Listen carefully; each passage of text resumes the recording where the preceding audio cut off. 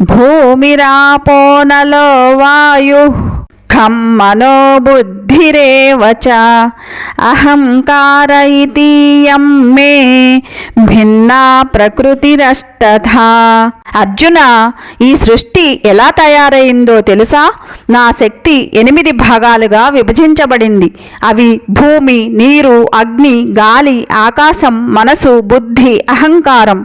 అయితే మన శరీరం, చెట్లు, రాళ్ళు, నేల ఇవన్నీ భూమి తత్వం. రక్తం, నదులు, సముద్రం, కన్నీళ్లు, రసాలు ఇవి నీరు తత్వం.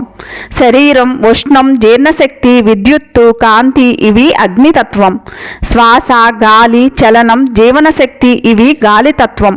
మన శరీరంలో ప్రపంచంలో ఖాళీ స్థలం, అది ఆకాశం. ఆలోచనలు వచ్చే స్థలం, కోపం, సంతోషం, భయం ఇవన్నీ మనసుకు సంబంధించినవి. నిర్ణయ శక్తి, ఏది మంచిది ఏది చెడు అనేది బుద్ధితత్వం. నేను అనిపించే భావం, శరీరమే నేను అని భావించడం అహంకారానికి సంబంధించినవి.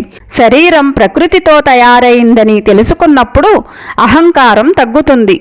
మనసు, బుద్ధి మనవే కావు, అవి ప్రకృతికి చెందినవి. అందుకే ఎప్పటికప్పుడు మారిపోతాయి.